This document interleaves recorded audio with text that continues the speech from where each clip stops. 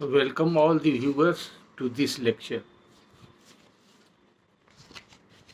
आप सभी श्रोताओं को स्वागत है आज के वीडियो लेक्चर में। कुछ समय बीत गया, बहुत सारे प्रश्न यूट्यूब पर और व्हाट्सएप पर आ गए हैं। समयाभाव के कारण उन प्रश्नों का मैं उत्तर नहीं दे सका। आज कुछ इम्पोर्टेंट प्रश्न है व्हाट्सएप पर, जिसका कि प्रिंट मैंने निकाला है, अपने जूनियर के द्वारा निकलवाया है, और उसी प्रश्न में से आपको उत्तर आज देने का प्रयास कर रहे हैं। तो सबसे पहला प्रश्न जो आया है वो हमारे जितने भी श्रोता हैं इसमें से सबसे प्रबुद्ध एवं विद्वान श्रोता हैं श्री सुरेश शर्मा जी। इनका दो प्रश्न है, क्योंकि बीच में गैप हो गया था और उसका जवाब नहीं दे सके, तो दोनों प्रश्न का एक ही साथ जवाब दे रहे हैं। हम समझते हैं कि आप शर्मा जी इंतजार कर रहे होंगे। सबसे पहले उनका हम प्रश्न पढ़ते हैं। पहला प्रश्न जो है शर्मा जी का है, सर, पर Indian evidence act first there is examination in chief, then cross and thereafter re-examination by plaintiff if required. ये एविडेंस एक्ट का प्रावधान है जिसको उन्होंने लिखा है कि पहले एग्जामिनेशन इन चीफ होता है, यानी कि कोई पार्टी किसी केस में सिविल मुकदमा में अपना गवाह प्रस्तुत करता है तो पहले वो पार्टी, जैसे मान लीजिए कि मुद्दई अपना गवाह प्रस्तुत किया, तो मुद्दई का जो गवाह गया तो मुद्दई उसका के तरफ से जो गवाही कराया जाएगा उस गवाह का, उसको एग्जामिनेशन इन चीफ बोलते हैं या शॉर्ट में चीफ बोलते हैं। और मुदाले का वकील उसको जीरा करेगा, उसको क्रॉस एग्जामिनेशन बोलते हैं। और जब जीरा समाप्त हो जाएगा उसके बाद फिर मुद्दई का वकील अगर चाहे तो उसको दोबारा फिर उसको एग्जामिन कर सकता है, उसको री एग्जामिनेशन बोलते हैं, यानी कि फिर से उससे पूछ सकता है अपने पक्ष में। इसका एविडेंस एक्ट में प्रावधान है, उसके बारे में इन्होंने लिखा है, सर, पर Indian evidence act first there is examination in chief, then cross and thereafter re examination by plaintiff if required. तो चूंकि ये प्रश्न बहुत इंपॉर्टेंट है, ये बहुत सारे जजेस के काम के लिए है, बहुत सारे वकीलों के लिए भी काम का है, तो इसीलिए हम इस पर ज़्यादा तवज्जो दे रहे हैं और इस प्रश्न को पढ़ रहे हैं, ताकि शर्मा जी तो सुनेंगे तो तुरंत समझ जाएंगे, तो विद्वान हैं और जानते ही हैं, और उन्होंने जो प्रश्न किया है सही प्रश्न किया है, हम सिर्फ उसको एक्सप्लेन कर देना चाहते हैं। लेकिन बाकी वैसे श्रोता जो अधिवक्तागण हैं या न्यायाधीश वगैरह हैं या मजिस्ट्रेट हैं, उनके लिए ज़्यादा लाभकारी होगा, जो विद्यार्थी हैं लॉ के उनके लिए ज़्यादा लाभकारी होगा।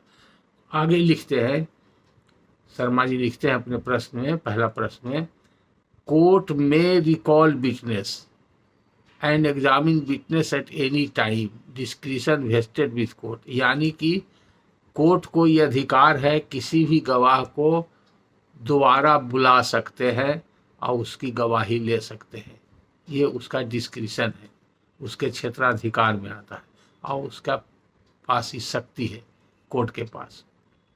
अब आगे लिखते हैं, आई पेरूज एंड एक्सपार्टी सूट, एक एक्सपार्टी कोई मुकदमा हुआ था सूट, उसका कागज उन्होंने देखा है और उसके बारे में लिखते हैं, चीफ सबमिटेड, माने चीफ जमा किया गया, thereafter re examination by plaintiff, उसके बाद प्लेंटिफ ने फिर उसको दोबारा एग्जामिन किया, यानी उसका फिर से गवाही कराया, cross never done as it was ex parte, चूंकि एक्सपार्टी हो गया था इसलिए क्रॉस नहीं हुआ, यानी कि जिरह करने वाला कोई नहीं था, एक्सपार्टी था, खिलाफ पार्टी हाजिर नहीं था।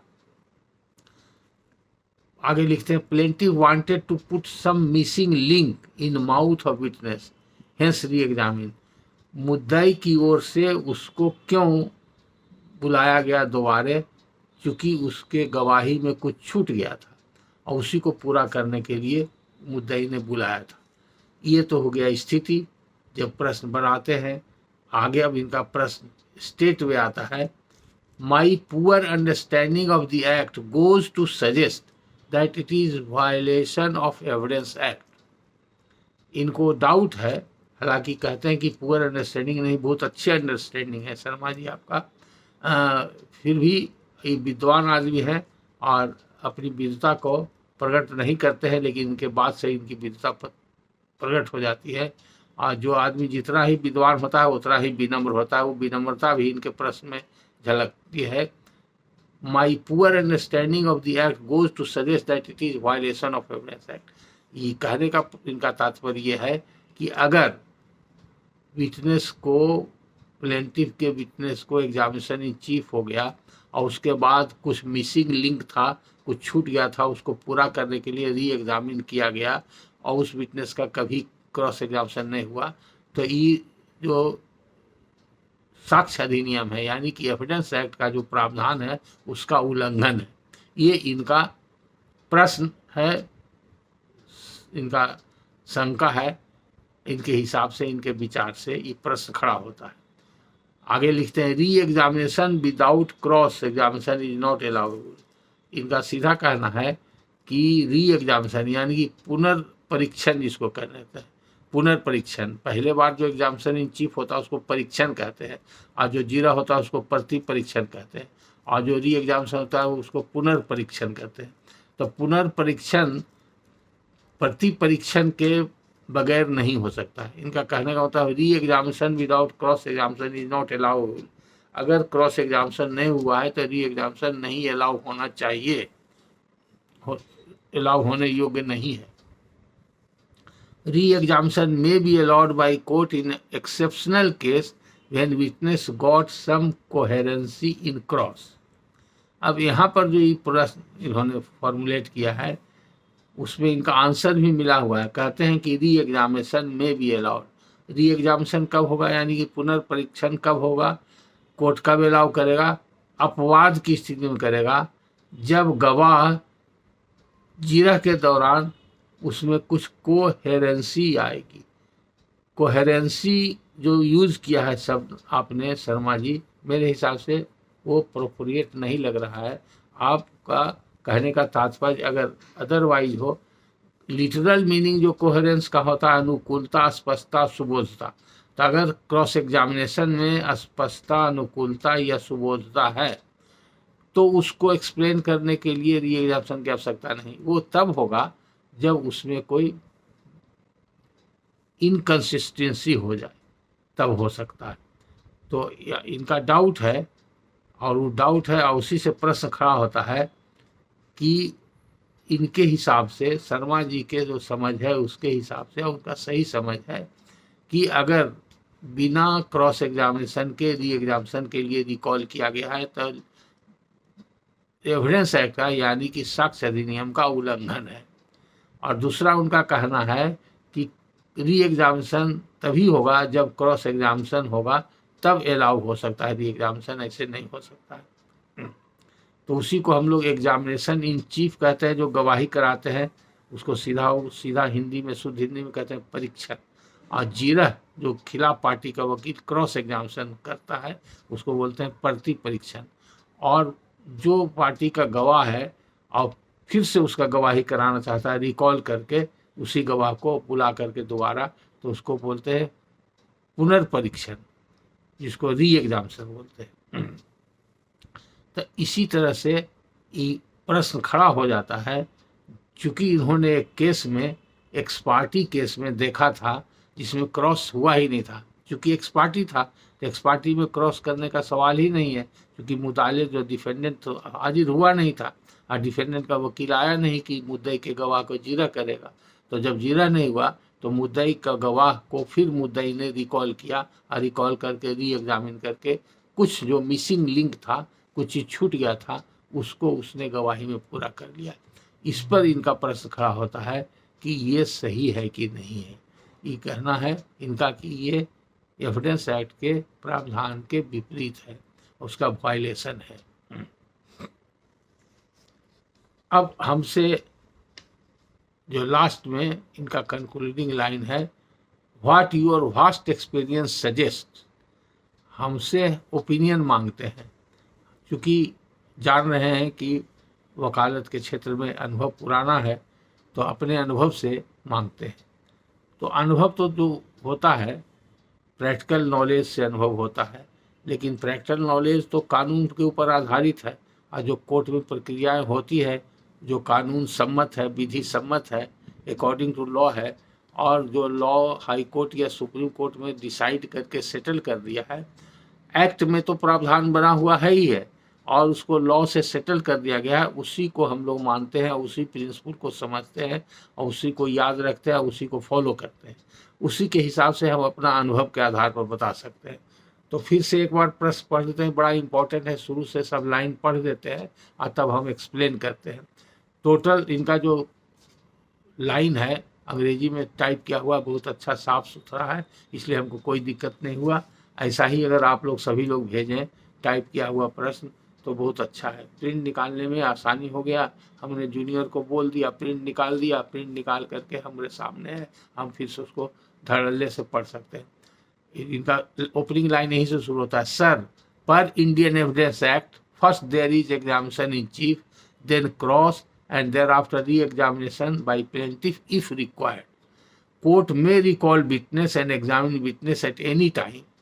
Discretion vested with court.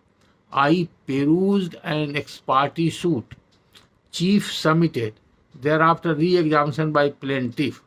Cross never done as it was ex parte. Plaintiff wanted to put some missing link in mouth of witness, hence re-examine. My poor understanding of the act goes to suggest that it is violation of Evidence Act. Re-examination without cross-examination is not allowable. Re-examination may be allowed by court in exceptional case when witness got some coherency in cross. What your vast experience suggests. अब आप लोग सभी श्रोता लोग ध्यान पूर्वक सुने, शर्मा जी तो सुन ही रहे होंगे, और वो जरूर सुनते के साथ जो हम कहने जा रहे हैं वो समझ जाएंगे, भावार्थ तुरंत समझ जाएंगे अपने अनुभव के आधार पर। लेकिन जिन्होंने एक उदाहरण दिया है, उस उदाहरण से ही पहले हम शुरू करेंगे। वो उदाहरण अगर सही है, एक्स पार्टी सूट है, एक्स पार्टी सूट है, तो चूंकि आजकल क्या होता है, गवाही जो कोर्ट में होता है, तो जिसको कटघरा में जाके गवाह खड़ा होता है, विटनेस बॉक्स जिसको बोलते हैं, और जिस पार्टी का गवाह है यानी कि मुद्दई प्लेंटिफ का गवाह है, तो प्लेंटिफ के वकील खड़ा होकर उससे प्रश्न पूछते हैं, जिसको एग्जामिनेशन इन चीफ कहते हैं। परीक्षण करना, गवाह का परीक्षण करते हैं, एग्जामिनेशन इन चीफ, प्रश्न पूछते हैं, वही गवाही हो गया। तो ओथ पर होता है, और जज साहब जिनके सामने गवाही हो रही है, वो डिपोजिशन का फॉर्म होता है, गवाही का एक फॉर्म बना हुआ है, उस पर लिखते हैं, और उसमें फॉर्म में प्रिंटेड रहता है stated on oath, deposition of witness on oath. शपथ पहले दिया जाता है, नाम पता पूछा जाता है, ये तरीका है। तो एग्जामिनेशन इन चीफ हो गया। और चूंकि कोई क्रॉस एग्जामिनेशन करने वाला नहीं था, एक्स पार्टी था, तब विटनेस को रिकॉल करने के रिकॉल तब होगा जब ओरल प्रेयर हो या लिखित प्रेयर हो। तो ओरल प्रेयर हुआ और लिखित प्रेयर हुआ, दोनों में से कोई हुआ, दोनों मान्य है, कोर्ट के लिए एक्सेप्टेबल है। अगर उसमें कुछ ऐसी बात हो जो छूट गई हो, तो उसके लिए कोर्ट का पावर है, ऐसा नहीं कि कोर्ट का पावर नहीं है। अब उसको पहले बताना पड़ेगा कि क्या चीज़ छूट गया, क्यों छूट गया, कैसे छूट गया।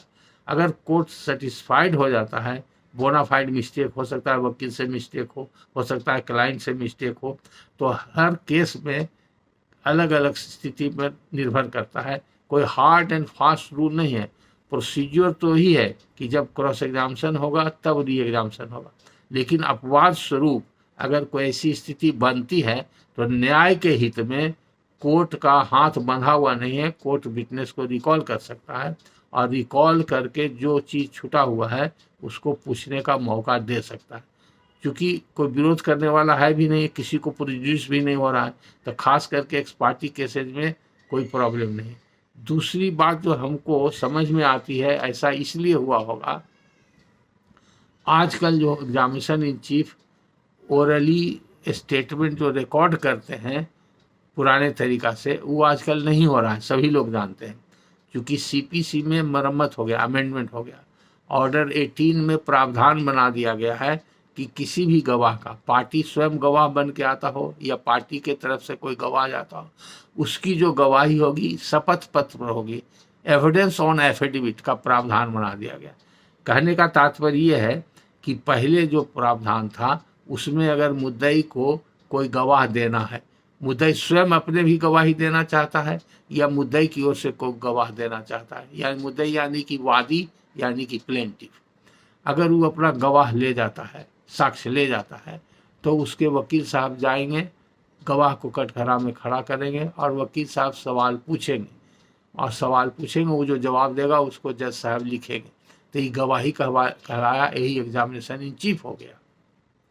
अब वैसी स्थिति है नहीं, तो अब जो गवाह से गवाही करवाना है वो गवाह जाएगा वकील साहब के सामने, मुद्दई के जो वकील है वो गवाह का गवाही पूरा लिखेंगे शपथ पत्र के फॉर्म में, एफिडेविट के फॉर्म में। एफिडेविट भी तो शपथ पर ही होता है, तो एफिडेविट का फॉर्मेट जैसे होता है, गवाह का नाम, पता, शपथ पूर्वक बयान, निम्नलिखित बयान देता हूँ, वो सब लिखा रहेगा, उम्र वगैरह, पेशा वगैरह सब लिखा रहता है। तो वो छपा छपाया यानी कि टाइप करा करके वो कोर्ट में जमा हो जाता है। अब जब कोर्ट में जमा हो गया, अब कोर्ट के सामने फिर तो विटनेस को जाना पड़ेगा एक बार ही कहने के लिए कि मेरा शपथ पत्र है।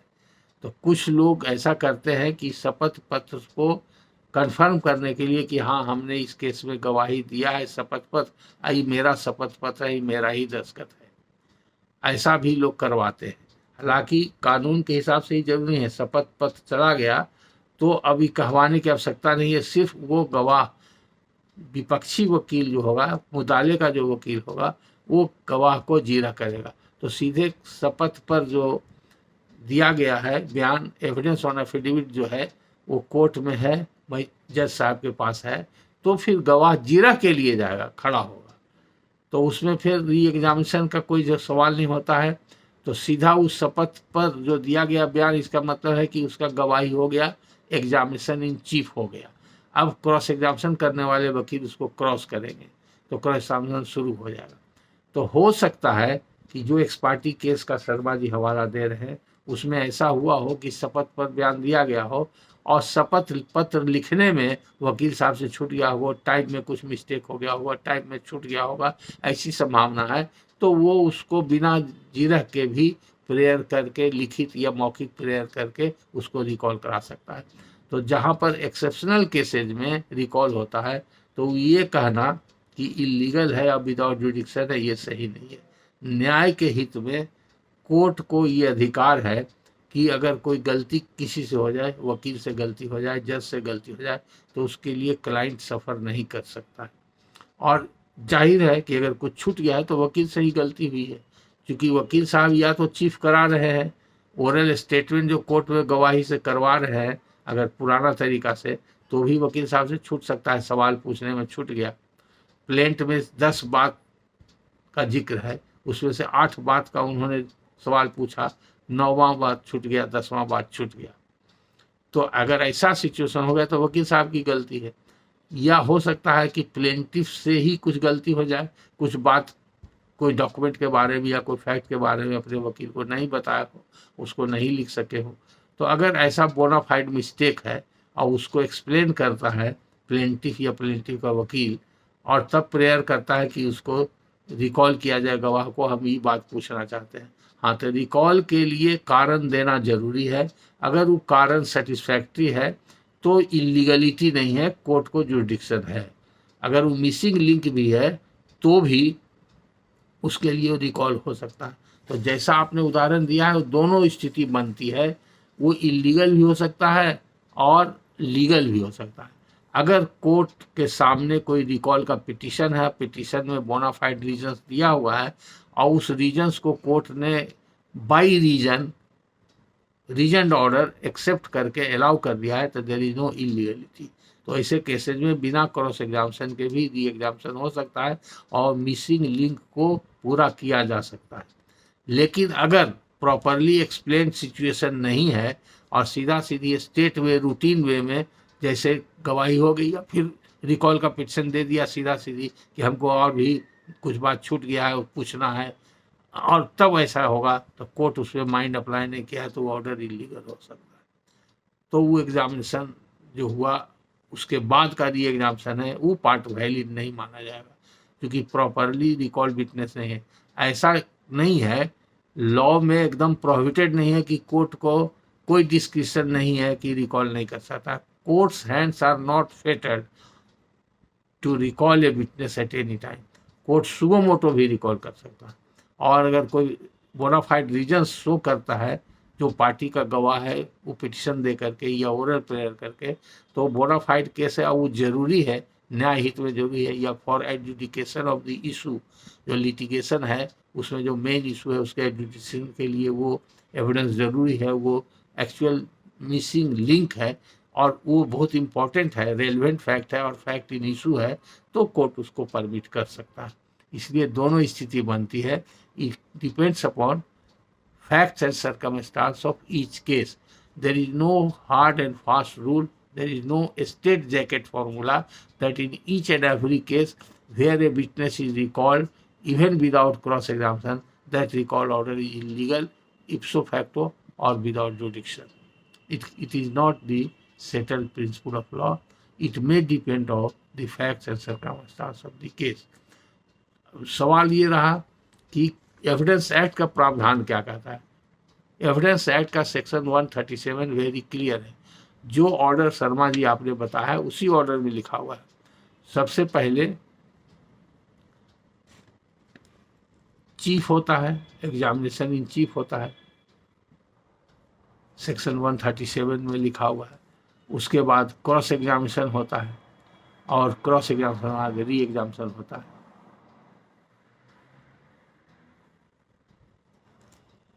इसमें कोई दिक्कत नहीं है।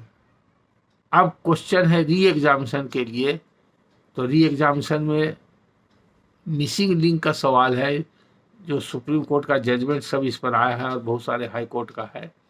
वो एक्चुअली है क्या कि क्रॉस एग्जामिनेशन में कोई ऐसी बात अगर बोल दिया है गवाह ने जो लगता है कि वो उसका जो मेन गवाही है उससे जस्ट कंट्राडिक्टरी है, अलग हट के है, और वैसा उसको नहीं बोलना चाहिए था, अब वो गलत बोल दिया किसी कारणवश, तो उसको एक्सप्लेन करने के लिए उसको री एग्जामिनेशन, तो जो इनकंसिस्टेंसी आ गया, जो गलती हो गई क्रॉस एग्जामिनेशन में, उसको एक्सप्लेन करने के लिए री एग्जामिनेशन का आवश्यकता पड़ता है, और उसी के लिए री एग्जामिनेशन का बात। इस पर एक सुप्रीम कोर्ट का जजमेंट बहुत इंपॉर्टेंट है क्रिमिनल ट्रायल का, बहुत साल पहले जब बिहार शरीफ में राइट हुआ था 1980 में, तो राइट में हम स्पेशल पीपी थे।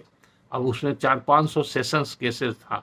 उसमें एक केस में ऐसा ही था, एक केस में गवाह जो था एग्जामिनेशन इन चीफ में बोला था, स्पेसिफिक एलिगेशन दिया था एक्यूज के बारे में कि हम कमरा में गए तो कमरा में एक्यूज को देखा और उसके हाथ में छुरा देखा और उसमें खून लगा हुआ देखा, एकदम आई विटनेस के रूप में था, जो मर्डर का चार्ज था उसके ऊपर।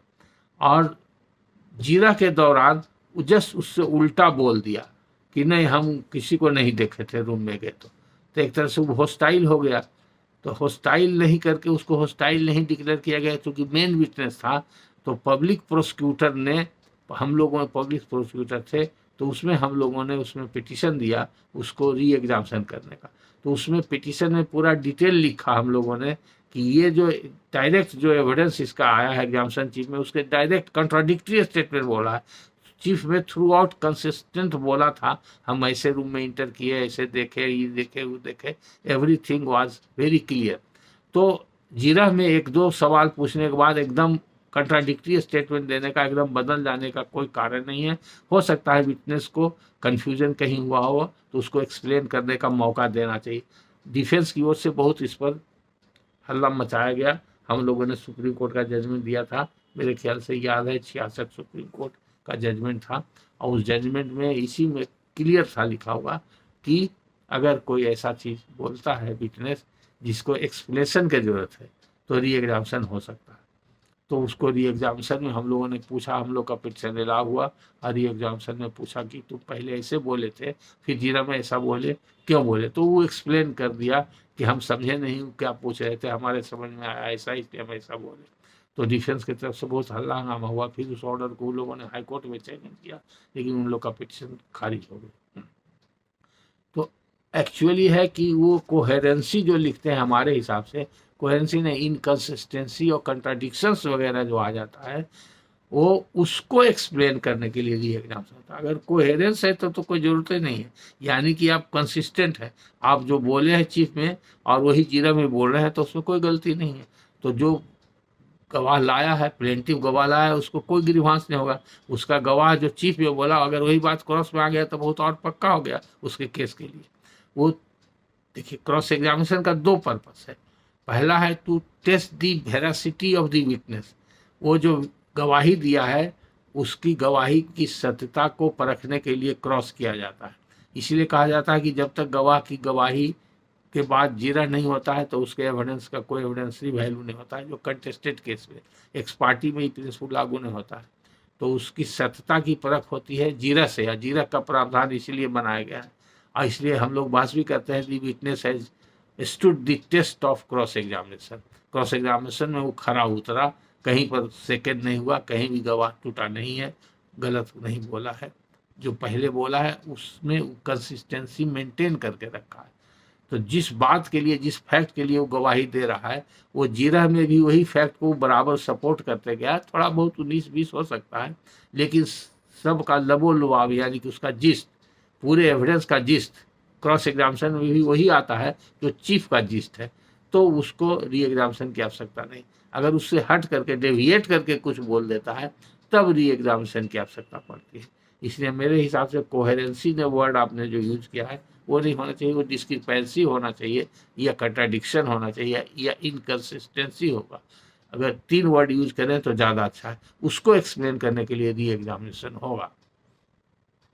और एक और री एग्जामिनेशन का पर्पस है, री एग्जामिनेशन तो एक्सप्लेन करने के लिए भी है, और हम नया फैक्ट भी री एग्जामिनेशन में दे सकते हैं, नया मैटर भी री एग्जामिनेशन में दे सकते हैं। कोई छूट गया तो जहाँ पर पहले बताया कि एक्स पार्टी था, वहाँ भी छूटा हुआ मैटर कर सकते हैं मिसिंग लिंक। और जहाँ पर क्रॉस एग्जामिनेशन हो गया उसमें भी जो हम पहले चीफ में नहीं कराए हैं और वो नया मैटर है, तो उसके लिए सिर्फ इतना ही है कि हमको वो मैटर क्या छूट गया है और क्यों रेलिवेंट है, ऐसा पिटिशन में लिखना होगा और कोर्ट से लीव लेना पड़ेगा। तो सेक्शन 138 में ही लिखा हुआ है कि, और जो री एग्जामिनेशन का एक्सप्लेनेशन है उसमें भी लिखा हुआ है कि अगर लीव, कोर्ट के लीव से हम उसको फिर से री एग्जामिन करके दे सकते हैं। तो मेरे ख्याल से हमारा जो अनुभव है, शर्मा जी आपने जो प्रश्न किया है बहुत अच्छा प्रश्न, ये डिबेटेबल भी है और काफ़ी नॉलेजेबल है। ये हर आदमी के लिए जानना जरूरी है, खास करके जो लीगल फ्रेटर्निटी के हैं, जजेस के लिए और लीगल प्रैक्टिशनर्स के लिए, कि कब हम रूटीन वे में एग्जामिनेशन इन चीफ करते हैं तो हर केस में हम रिकॉल नहीं कर सकते हैं बिना क्रॉस एग्जामिनेशन के। As a matter of rule यही है, लेकिन एक्सेप्शनल केस में हम उसको कर सकते हैं बिना क्रॉस एग्जामिनेशन के। और अगर क्रॉस एग्जामिनेशन हुआ तब कब कर सकते हैं, तो जब डिस्क्रिपेंसी हो, इनकन्सिस्टेंसी हो, कंट्राडिक्शंस हो, जो कि ये लगता है कि विटनेस अनगार्डेड मोमेंट में वो जो पहले बोला उससे डेविएट हट के उसके कंट्राडिक्टरी बात बोल दिया है, and that requires certain explanation from the mouth of the witness itself, तो उसको एक ही बार मौका मिलता है री एग्जामिनेशन का। हालांकि अगर एकदम टोटली खिलाफ चल जाता है तो हॉस्टाइल करने का भी है, विटनेस को हॉस्टाइल डिक्लेयर करने का प्रावधान है। और वो एविडेंस एक्ट एक ही है जो सिविल केस में, क्रिमिनल केस में लागू होता है। तो सिविल में जल्दी लोग हॉस्टाइल डिक्लेयर नहीं करते हैं, यहाँ भी किया जा सकता है और क्रिमिनल केस में भी किया जा सकता है। सिविल केस में 1-2 बार हमने कोशिश किया था, हॉस्टाइल डिक्लेयर किया था, अलाउ भी हुआ था। क्रिमिनल केस में तो कई केस में हुआ था। एक तो हम एज ए प्रोसिक्यूटर काम कर रहे थे, वो रेप का केस था, लेडी डॉक्टर ने पूरा निगेटिव रिपोर्ट दे दिया था। तो लेडी डॉक्टर का एक ही रिपोर्ट था और कोई उसमें रेप के केस में आई विटनेस तो होता नहीं है, और आईओ भी उसमें नहीं आया था। ये भी बड़ा डिफिकल्ट था। तो डॉक्टरनी का एविडेंस जब हम करा रहे थे तो डॉक्टरनी सब निगेटिव रिपोर्ट दी थी, तो उसको हमको हॉस्टाइल डिक्लेयर करने के सिवा एज ए प्रोसिक्यूटर कोई उपाय नहीं था। तो जज साहब ने कहा था कि जब आपके पास केस ही नहीं रहेगा, जब डॉक्टरे को हॉस्टाइल करना है, डॉक्टरे के रिपोर्ट पर रेप एस्टेब्लिश होता है। हम कहा डॉक्टर का रिपोर्ट अगर हम एक्सेप्ट कर लेते हैं तो ऐसे भी मेरा प्रोसिक्यूशन का केस फेल कर जाता है, इसलिए हमको हॉस्टाइल डिक्लेयर, तो हॉस्टाइल डिक्लेयर करने का कई ग्राउंड था हमारे पास। तो वो सब ग्राउंड्स वगैरह दिए तो कोर्ट ने परमिट कर दिया। और ये नालंदा डिस्ट्रिक्ट के हिस्ट्री में पहला केस था जिसमें main witness medical evidence doctor के गवाह को प्रोसिक्यूटर के द्वारा हॉस्टाइल डिक्लेयर किया गया था और वो केस में सजा करवा दिए थे, 7 वर्ष का सजा हो गया था।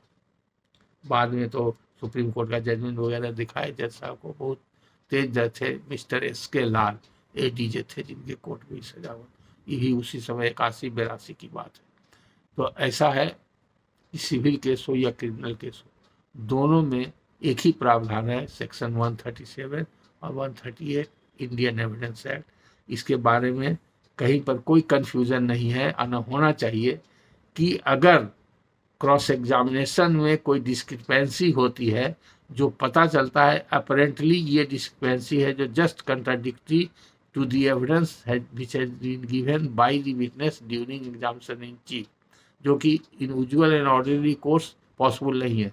हाँ, थोड़ा बहुत सेकेंड हो सकता है, जीरा में इधर उधर कुछ टूटता है जिसको कहते हैं टूट गया गवाह, तो कुछ इनकन्सिस्टेंसी हो सकती है जो परमिसिबल लिमिट तक है कि जिसको दोनों पार्टी एक्सप्लेन कर सकते हैं। लेकिन एकदम कंट्राडिक्टरी अगर अभी बोल रहा है कि नहीं सूरज पूरब में उगता है और जीरा में कह दिया ना सूरज तो पूरब में कभी उगा ही नहीं, हम पश्चिम में उगते देखते हैं, तो ये जस्ट कंट्राडिक्टरी हुआ, तो उसको एक्सप्लेन करने के लिए री एग्जामिनेशन हो सकता है। तो मेरे ख्याल से शर्मा जी, हम जहाँ तक जानते हैं, जहाँ तक मेरा अनुभव है और जहाँ तक हमारी समझ है, हमने उसको एक्सप्लेन किया है और श्रोता लोग भी इससे जो लाभ उठाना चाहेंगे उठा सकते हैं। और जजमेंट अगर खोजेंगे सुप्रीम कोर्ट का तो कई जजमेंट मिलेगा। अभी जजमेंट आप देखिएगा तो सेक्शन 137 और 138 इंडियन एविडेंस के हेड में खोजिएगा तो आपको जजमेंट मिल जाएगा। दूसरा तो उन्होंने अपना आइडेंटिटी किया है, धन्यवाद शर्मा जी। थोड़ा क्यूरियोसिटी होती है हमारे बहुत से जो फॉलोअर लोग हैं और जो सब्सक्राइबर हैं या व्यूअर हैं जो हमारा वीडियो वॉच करते हैं, ऐसे ऐसे कुछ लोग हमको फ़ोन से कांटेक्ट किए हैं और बताते हैं कि आपका वीडियो हम रात रात भर देखते रहते हैं, रात रात भर देखते हैं। और हम भी कई बार मार के हैं, कई बार हमने ऐसा देखा है कि हमको टाइम नहीं मिला तो रात के 11 बजे 12 बजे 1 बजे हम वीडियो अपलोड करते हैं। अपलोड करने के 2-3 मिनट के अंदर 15-20 व्यू आ जाता है, तो हमको तजुब होता है कि 1 बजे 2 बजे रात के भी लोग देखते रहता है और यह जगह रहता है, जैसी नोटिफिकेशन जाता है और तुरंत हो जाता है और सुबह होते होते 80-90-100 व्यू आ जाता है। तो इसके लिए हमको बहुत ज़्यादा उत्साह है और इसीलिए हम आप लोगों से जुड़े हुए हैं और कोशिश करते हैं कि ज़्यादा से ज़्यादा आप लोग के प्रश्नों का हल हम करें। तो शर्मा जी के बारे में जिज्ञासा मेरी थी। अब धन्यवाद शर्मा जी, आपने अपना पूरा विस्तृत परिचय दिया है। हम चाहेंगे कि आपका परिचय सब लोगों को बता दें जो आपने लिखा है। आप लिखे हैं, I am retired civil engineer, while in job and after job I developed keen interest in arbitration and in the process I did diploma in alternative dispute resolution from Nalsar, Hyderabad. The professors who used to teach narrated interesting stories about court process. I got more interest after interacting with respected advocate of SC, यानी कि supreme court, namely Salve sir and Nariman sir, in course of challenge to an arbitration award in which they could bring me success for setting aside award. That is all. तो आपका ये परिचय बहुत काफ़ी है। दोनों वकील जो स्टॉलवर्ड्स सुप्रीम कोर्ट के वकील हुए हैं, सालवे साहब और नरीमन साहब, इनके साथ आपका इंटरेक्शन हुआ है और इनके साथ आपको काम करने का मौका मिला है या इंटरेक्शन का मौका मिला है, ये बहुत अपने आप में बहुत बड़ी बात है और ये अनुभव आपको आगे भी काम देगा और आपके प्रश्न करने के तरीका से भी झलकता है। आप नया नया टॉपिक को चुनते हैं और अलग अलग ढंग से उसको प्लेस करते हैं, इसके लिए भी आपको धन्यवाद। ताकि आपके प्रश्न के आड़ में और भी श्रोता लोग जो हमसे जुड़े हुए हैं, इस चैनल से जुड़े हुए हैं, उन लोग भी इसका लाभ उठा रहे हैं। उसके बाद जो प्रश्न है आपका, वो प्रश्न अब लेते हैं। आपने लिखा था, चूंकि पहला जो प्रश्न आया था उसमें कुछ विलम्ब हो गया, इसलिए आपने दूसरा प्रश्न में पहला लाइन में लिखा है, I expect your next lecture shortly. ठीक है, इसी को हमने जब दूसरा का प्रश्न आ गया तो हमने पॉइंट बना लिया कि आज किसी भी प्रकार से समय निकाल करके आपको जरूर हम आज प्रश्न का उत्तर देंगे और सबसे पहले आप ही के प्रश्न का उत्तर दें। तो दूसरा प्रश्न लिखते हैं, in the mean time please give your view whether it is essential to annex document of the immovable or movable property which is bequeathed with will while presenting for probate in court or registration in sub-registrar office. Succession Act is silent. What is the right procedure? Even court proceeding sometime inadvertently misses to adhere to procedure accurately. अब प्रश्न तो हम पढ़ दिए शर्मा जी का अंग्रेजी में। जो श्रोता लोग प्रश्न को नहीं समझे हैं उनके लिए हम इस प्रश्न को हिंदी में दोहरा देते हैं। आपने लिखा है, शर्मा जी ने लिखा है कि अगर कोई विल लिखता है, अपना प्रॉपर्टी का विल लिखता है, जिसको बोलते हैं बिक्वेथ करना, विल को बिक्वेथ भी कहते हैं और टेस्टामेंट भी कहते हैं या टेस्टामेंट्री डॉक्यूमेंट भी कहते हैं। तो अगर कोई विल लिखा है तो विल के साथ हो सकता है मूवेबल प्रॉपर्टी हो का विल हो या इमूवेबल हो, यानी कि चल अचल दोनों संपत्ति का विल हो सकता है। विल यानी कि इच्छापत्र, जिसको वसीयत बोलते हैं, और डॉक्यूमेंट को वसीयतनामा बोलते हैं। तो इच्छापत्र हुआ, वसीयतनामा हुआ या विल हुआ या टेस्टामेंट हुआ या विक्वेथ हुआ, सब एक ही चीज हुआ। तो आप पूछ रहे हैं हमसे कि ये जरूरी है क्या कि अगर हम विल लिखते हैं तो उसके साथ जो प्रॉपर्टी का डॉक्यूमेंट है उसको भी अनेक्स कर दिया जाए। किस लिए? कि अगर कोर्ट में हम फाइल करते हैं प्रोवेट का केस, तो जो डॉक्यूमेंट से प्रॉपर्टी प्राप्त हुआ है टेस्टेटर को, यानी कि विल लिखने वाले को, तो वो प्रोवेट पिटीशन के साथ वो डॉक्यूमेंट भी अनेक्स करना है, उसको भी फाइल करना है। पहला प्रश्न।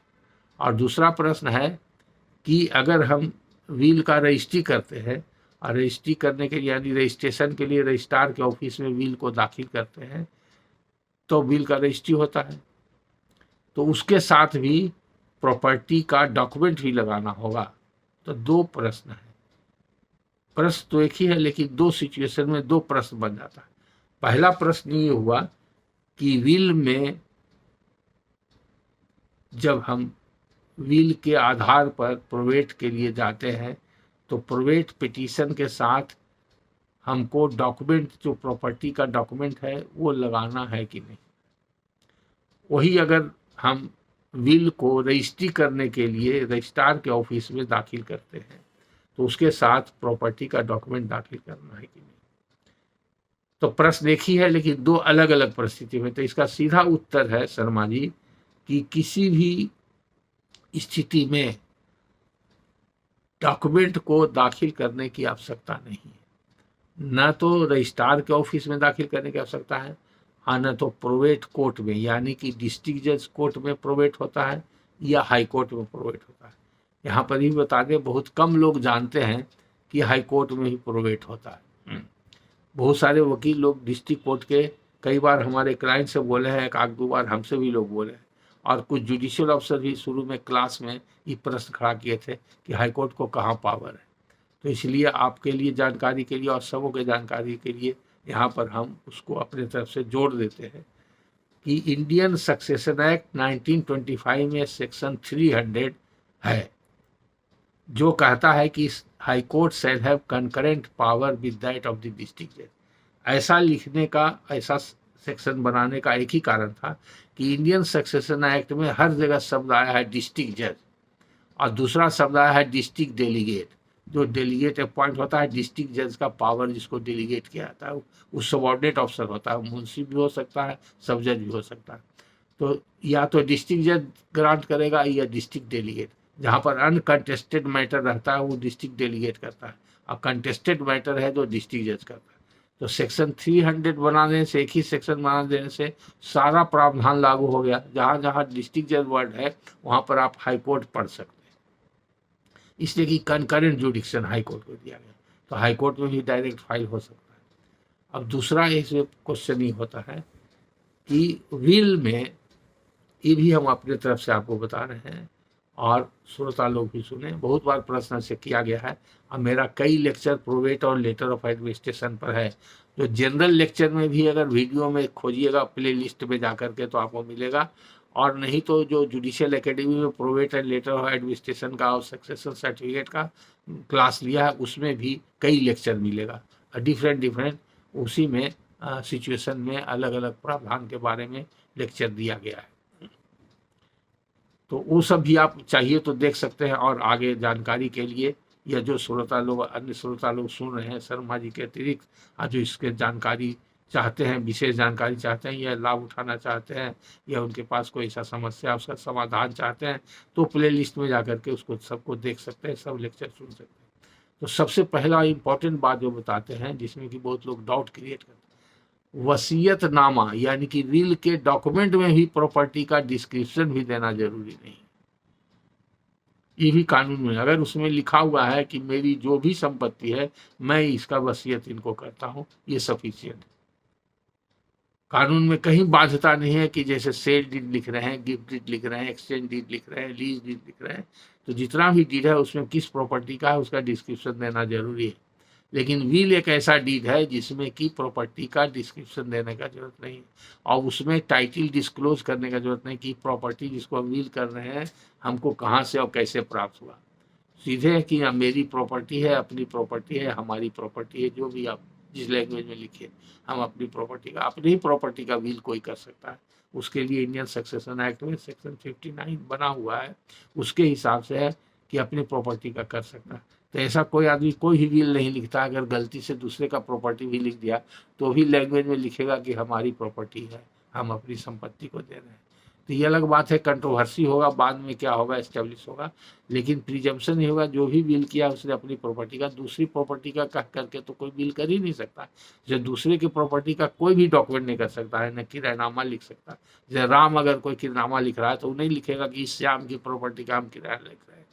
अगर राम बेचना चाहेगा तो ये नहीं कहेगा श्याम की प्रॉपर्टी है हम बेच रहे हैं, वो तब कहेगा कि श्याम की प्रॉपर्टी थी और श्याम से हमको इस प्रकार से प्राप्त हुआ, अब हम इसको बेच रहे हैं। तो उसको बोलते हैं डिस्क्लोजर ऑफ एंटीसीडेंट टाइटल, पूर्ववर्ती स्वत्व हकीकत का बारे में उसको डिस्क्लोज करना होगा, उल्लेख करना होगा अपने डीड में। ये प्रॉपर होता है लिखना, art of drafting and convincing and drafting का जो नियम है उसके हिसाब से। लेकिन विल में ये लिखना जरूरी नहीं है, सीधे अगर लिखा हुआ कि मेरी जो भी संपत्ति है मेरे मरने के बाद अमुक व्यक्ति की होगी, तो ये हो गया विल। इच्छा है, it is desire, wish and desire of the testator, जो विल लिखने वाला ऑथर ऑफ द विल जो है उसकी इच्छा है। अब जिसको मिलेगा वो खोजेगा कि कौन सा प्रॉपर्टी उसका था, कौन सा प्रॉपर्टी मिला। इसीलिए अगर विल में लिखने का रहता तो पिटीशन में भी लिखने का रहता। प्रोवेट का पिटीशन जो फाइल होता है सेक्शन 276 में फाइल होता है और एलए का भी पिटीशन 276 में फाइल होता है। इसमें भी बहुत बार लोगों को भ्रम होता है। तो इसमें लिखा हुआ है, सेक्शन को गौर से अगर पढ़िएगा तो उसमें लिखा हुआ है annexed with the will, petition के साथ विल अनेक्स करना है। यानी कि अगर विल है तभी प्रोवेट भी होगा और विल है तभी एलए होगा, दोनों के लिए जरूरत है विल 276 में। अगर विल नहीं है तो प्रोवेट नहीं होगा। अगर विल नहीं है तो एलए हो सकता है, कब होगा तो 278 उसके लिए देखना पड़ेगा। 278 सेक्शन में जाइए तो 278 कहता है letter of administration without will, जहाँ पर कोई विल नहीं है वहाँ पर लेटर ऑफ एडमिनिस्ट्रेशन भी ग्रांट हो सकता है।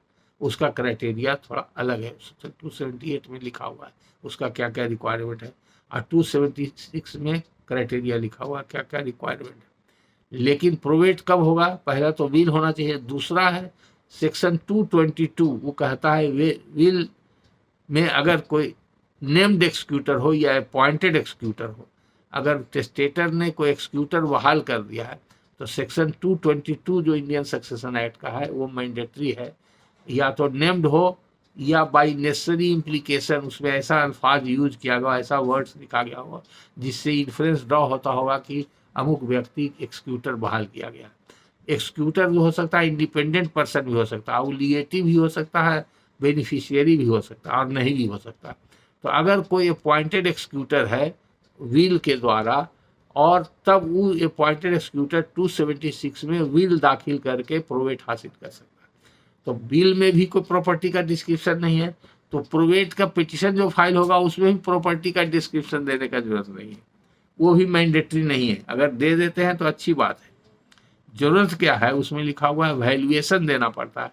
एसेट्स जो आ रहा है, बिक्वेस्ट प्रॉपर्टी उसको एसेट्स बोलते हैं, एसेट जो आ रहा है उसका कितना वैल्यूएशन है। तो वैल्यूएशन देने के लिए सिर्फ वैल्यूएशन की आवश्यकता है, जो लॉ का रिक्वायरमेंट है। अब वैल्यूएशन इसलिए देना पड़ता है कि वैल्यूएशन के आधार पर आपका प्रोवेट ड्यूटी या जिसको कोर्ट फीस के रूप में लिया जाता है वो डिसाइड होता है। जितना प्रॉपर्टी का वैल्यू होगा कोर्ट फीस एक्ट में उसका प्रावधान बना हुआ है। तो अगर ऐसा हो कि न विल में लिखा हुआ प्रॉपर्टी का डिस्क्रिप्शन और न विल का रजिस्ट्रेशन मान लीजिए करा दिया, अनरजिस्टर्ड विल भी वैलिड है, रजिस्टर्ड भी वैलिड है, तो अगर रजिस्ट्रेशन के लिए भी हम प्रॉपर्टी का डिस्क्रिप्शन नहीं, कोई डॉक्यूमेंट नहीं दिए, विल में भी लिखा हुआ नहीं है और रजिस्ट्रार के यहाँ भी कोई डॉक्यूमेंट नहीं है, और उसके बाद प्रोवेट पिटीशन भी फाइल कर दिए, उसमें भी प्रॉपर्टी का डिस्क्रिप्शन नहीं है, तो प्रोवेट कौन प्रॉपर्टी का ग्रांट होगा, ये प्रश्न होगा। तो इसके लिए लेजिस्लेशन ने, कानून बनाने वाले ने प्रावधान बनाया है, वो पर बहुत लोग कम ध्यान देते हैं। इंडियन सक्सेशन एक्ट में खोजते रहते हैं, इंडियन सक्सेशन एक्ट में कोई प्रावधान नहीं। उसके लिए एक अलग चैप्टर कोर्ट फीस एक्ट में बना हुआ है, और वो चैप्टर में पूरा letter of administration and probate के बारे में लिखा हुआ है कोर्ट फीस एक्ट के हिसाब से। उसमें आप देखिएगा चैप्टर 3A है बना हुआ, और उसमें सेक्शन 19 है, और कई सेक्शन है, 19A B C D E F G H I तक है, अलग अलग सिचुएशन में उस सेक्शन बना हुआ है। तो उसमें अगर बहुत ज़्यादा कोर्ट फीस आप दे दिए हैं, जितना का वैल्यू है उससे ज़्यादा दे दिए हैं, तो आपको कैसे उसका रिफंड मिलेगा, क्या करना है, तो उसके लिए आपको इन्वेंट्री और वैल्यूएशन बनाना है, वो 19A में है। अगर कोई कर्जा था, टेस्टेटर का डेट है, तो कर्जा कैसे उसमें से घटेगा, तो उसके लिए 19B है। उसी तरह से बहुत कम वैल्यू दे दिया है, लो वैल्यू दे दिया है, मान लिया कि 1 करोड़ का प्रॉपर्टी है, अब पिटीशन में आपने वैल्यू लिख दिया 25,000 दे दिया, तो बहुत लो लगा, तो उसके लिए फिर देना पड़ेगा 19E में। उसके लिए प्रावधान बना हुआ है। हर हालत में डिस्ट्रिक्ट जज को, अगर डिस्ट्रिक्ट जज के यहाँ प्रोवेट का केस है तो वो रेवेन्यू ऑफिसर को भेजता है। डिस्ट्रिक्ट जज generally collector of the district, जो हेड ऑफ द रेवेन्यू होता है डिस्ट्रिक्ट में, उससे रिपोर्ट मांगता है वो प्रॉपर्टी का।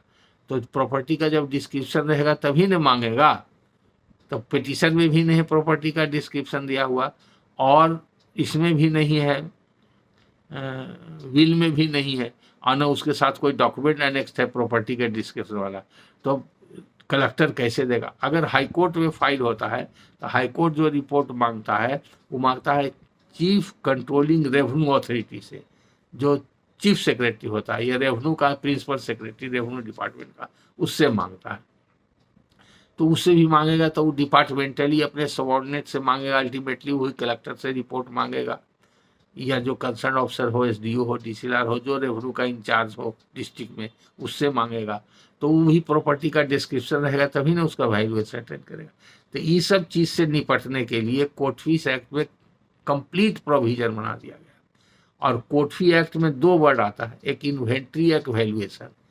तो अगर कहीं पर भी नहीं दिया हुआ है और वो ऑन एफिडेविट देना पड़ता है, उसका फॉर्म बना हुआ है, वहाँ चैप्टर जो बना हुआ है और उसमें फॉर्म दिया हुआ है, लास्ट में शेड्यूल है और शेड्यूल में फॉर्म नंबर 3 दिया हुआ है, और वो एफिडेविट के फॉर्म में है, उसमें अनेक्सर ए और अनेक्सर बी, उस एफिडेविट में 2 अनेक्सर देना पड़ता है। तो एक अनेक्सर ए है जो इन्वेंट्री है, और अनेक्सर बी है वो भी इन्वेंट्री है। तो अनेक्सर ए जो है अनेक्सर ए जो है वो है अनेक्सर एसेट्स का, प्रॉपर्टी का डिस्क्रिप्शन दीजिए और उसका वैल्यूएशन दीजिए। और अनेक्सर बी में है डेट, मान लीजिए किसी टेस्टेटर का एसेट्स जो विल लिखा 1 करोड़ का है, और वो टेस्टेटर को 50 लाख का डेट है, कर्जा था मरने के समय, उस पर 50 लाख का कर्जा था। तो 1 करोड़ का तो जो एक्सक्यूटर को मिलेगा या लीगेटी को मिलेगा, 1 करोड़ की प्रॉपर्टी मिलेगा, तो उसके साथ लायबिलिटी भी 50 लाख का उसको मिलेगा। तो उसको 1 करोड़ पर प्रोवेट ड्यूटी नहीं लगेगा, तो उसको लगेगा 50 लाख, उसमें माइनस हो जाएगा, डेट वाला माइनस हो जाएगा, तो 50 लाख जो उसके हाथ में जाएगा उसी पर प्रोवेट ड्यूटी हो जाएगा। तो इसलिए बड़ा साइंटिफिक वे में बनाया हुआ है। तो जो भी अधिवक्तागण हैं या न्यायाधीशगण हैं, कृपया कोर्ट फीस एक्ट के प्रावधान को अच्छी तरह से समझ लें, और कोर्ट फी एक्ट के हिसाब से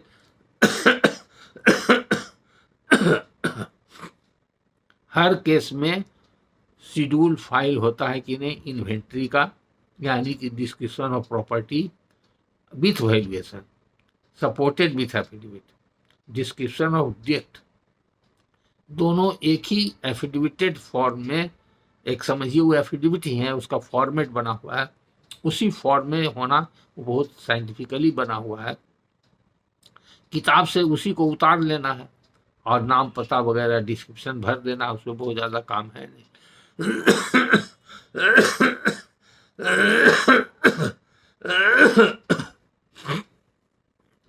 सॉरी। तो शर्मा जी के प्रश्न पर अब आते हैं।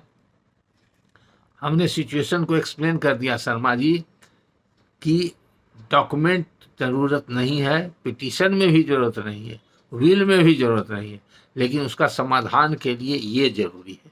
तो कोर्ट फीस एक्ट देखिए, कोर्ट फीस एक्ट के साथ जो लगा हुआ है, शेड्यूल बना हुआ है, शेड्यूल में फॉर्मेट बना हुआ है, एफिडेविट के फॉर्म में है, और उसका एनेक्सर ए में assets and valuation description of property है, और एनेक्सर बी में उसका डेट। तो अगर आज के तारीख में कोई प्रोवेट पिटीशन में डिस्क्रिप्शन ऑफ प्रॉपर्टी दे देते हैं, उसका वैल्यूएशन देते हैं, तो उसमें कोई गलती नहीं है और अच्छा ही है। फिर भी आपको कोर्ट फी एक्ट के हिसाब से एफिडेविट देना पड़ेगा, अदरवाइज आपका इनकम्प्लीट रहेगा, आपका पिटीशन एडमिट नहीं होगा। हाँ, इसमें दिक्कत क्या है कि सिविल कोर्ट रूल्स इस पर साइलेंट है।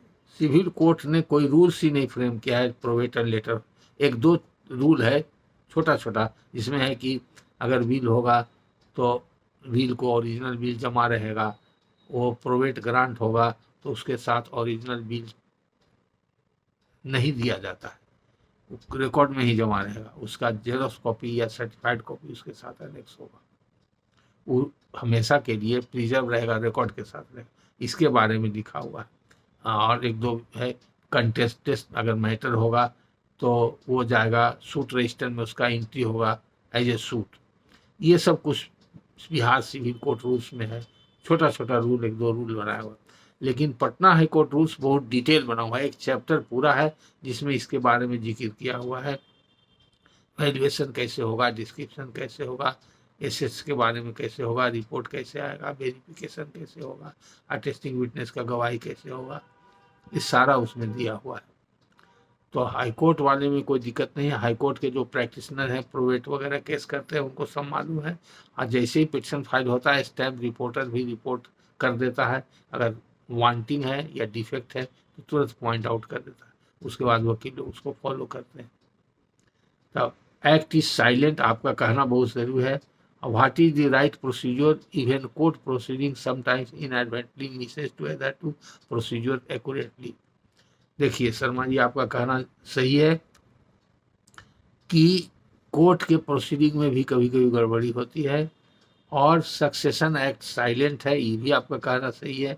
सक्सेशन एक्ट में कहीं कुछ नहीं लिखा हुआ है, और इसीलिए हम आपको यहाँ पर डिटेल में एक्सप्लेन कर दिए कि आप कोर्ट फी हो सकता है आपने देखा हो या उधर आपके ध्यान में नहीं आया हो, you fail to take notice of that provision. बहुत बार आप कोर्ट फीस पर भी प्रश्न किए थे हमसे, और कोर्ट फीस पर बड़ा टेक्निकल प्रश्न किए थे, इसलिए हम तो समझते हैं कि आप जरूर देखे होंगे, लेकिन आपका इस नज़रिया से उस प्रोविज़न को, सेक्शन 19 को, जो 19 सीरीज कर सकते हैं, तो 19I में प्रावधान है वो एसेट्स का डिस्क्रिप्शन देने का और एफिडेविट के रूप में देने का। तो उसको ध्यान से देखिएगा, अलग अलग सिचुएशन में ABCDEFGHI है। तो अभी रेलिवेंट जो अभी आपके प्रश्न का है उसका आंसर 19I में है। Section 19I court fees act से आपका प्रॉब्लम सॉल्व हो जाता है। और आंसर सभी लोग सुन लें, आंसर जो जिस्ट है आंसर का इतना एक्सप्लेन कर दिए कि विल लिखने के लिए विल के डॉक्यूमेंट में प्रॉपर्टी का डिटेल देना जरूरी नहीं है। अगर नहीं दिया हुआ तो विल इनवैलिड नहीं होगा। दूसरा, अगर विल का हम रजिस्ट्रेशन करवाते हैं तो उसके साथ जो टेस्टेटर है, विल लिखने वाले व्यक्ति हैं, उनके टाइटल डीड, जिस प्रॉपर्टी का विल लिखा जा रहा है उस प्रॉपर्टी से संबंधित जो डॉक्यूमेंट है यानी कि टाइटल डीड, वहाँ रजिस्ट्रार ऑफिस में दाखिल करने का जरूरत नहीं है। उसी प्रकार से अगर हम प्रोवेट का पिटिशन फाइल करते हैं या एलए का पिटिशन फाइल करते हैं डिस्ट्रिक्ट जज के यहाँ या हाई कोर्ट में, तो हमको सिर्फ विल की कॉपी फाइल करना है 276 के हिसाब से विल की कॉपी देना है। पिटीशन में डिटेल ऑफ द प्रॉपर्टी देना कोई ज़रूरी नहीं है। अगर डिटेल ऑफ द प्रॉपर्टी और वैल्यूएशन दे देते हैं तो अच्छी बात है। तो पिटीशन जब फाइल होगा तब बाद में section 19I court fees act के हिसाब से आपको इन्वेंट्री का मतलब हुआ डिटेल्स ऑफ द प्रॉपर्टी, कि उसमें लिखना पड़ता है these properties are likely to come in the hands of the petitioner. ये सब प्रॉपर्टी को आने की संभावना है जिसका वैल्यू इतना है। तो डिटेल ऑफ द प्रॉपर्टी यानी कि assets and valuation on affidavit दिया जाएगा, उसी के आधार पर रिपोर्ट मांगा जाता है। अगर मैक्सिमम आजकल तो जानते हैं मैक्सिमम कोर्ट फीस 3 लाख रुपया हो गया है, लेकिन हाई कोर्ट से स्टे है, तो इसके पहले जो था मैक्सिमम 30,000, वही 30,000 पर अभी काम चल रहा है। लेकिन वो अमेंडमेंट हो गया कोर्ट फीस एक्ट में, वो 3 लाख हो गया। लेकिन हम लोगों ने, कुछ वकीलों ने इसके लिए हंगामा किया था, बाद में हाई कोर्ट में रिट फाइल हुआ और चीफ जस्टिस ने इस अमेंडेड प्रावधान को स्टे कर दिया उसके ऑपरेशन को। तो जिस दिन उसका ऑर्डर हो जाएगा तो 3 लाख देना पड़ेगा। जैसे सिविल कोर्ट में भी मैक्सिमम कोर्ट फीस 50,000 ही अभी लग रहा है जो पहले था, लेकिन वही बढ़ के 5 लाख हो गया, तो उसके साथ वो भी स्टे हो गया। उस समय हंगामा हुआ था हाई कोर्ट में, कोर्ट फीस एक्ट बढ़ा दिया था रिट के लिए। सुप्रीम कोर्ट में जब 50 रुपया लग रहा था तो यहाँ पर 250 रुपया कर दिया गया, 500 रुपया कर दिया गया था 226 में 227 में। यानी कि एक रिट पिटिशन में दोनों आर्टिकल लगाते हैं हम लोग तो 1,000 रुपया लगता था, और सुप्रीम कोर्ट में 50 रुपया लगता था। तो इसी पर यहाँ रिट फाइल हो गया, तो कर दिया गया कि नहीं ठीक है, अब एक आर्टिकल की जरूरत है तो एक ही लगाइए और 500 के बजाय 250, तो अभी हम लोग 250 रुपया में रिट फाइल करते हैं। जिसमें दोनों आर्टिकल लगाना जरूरी है तो 500 देते हैं, एक आर्टिकल लगा के जनरली सिविल रिट फाइल हो रहा है, 250 रुपया फाइल हो जाता है। तो अब फिर से प्रश्न एक बार हम पढ़ लेते हैं और फिर उसी हिसाब से हम दोहरा देते हैं। In the mean time please give your view whether it is essential to annex document of the immovable or movable property which is bequeathed with will while presenting for probate in court or registration in sub-registrar office. It is not necessary to annex document of the immovable or movable property which is being bequeathed with the will while presenting for probate in court or for registration in registrar office. Second is, Succession Act is silent on this point. It is true. What is the right procedure? I have already explained the right procedure, that at some stage description of the property and its valuation is required for ascertaining the probate duty payable on that probate petition in the shape of court fees under the provisions of Court Fees Act.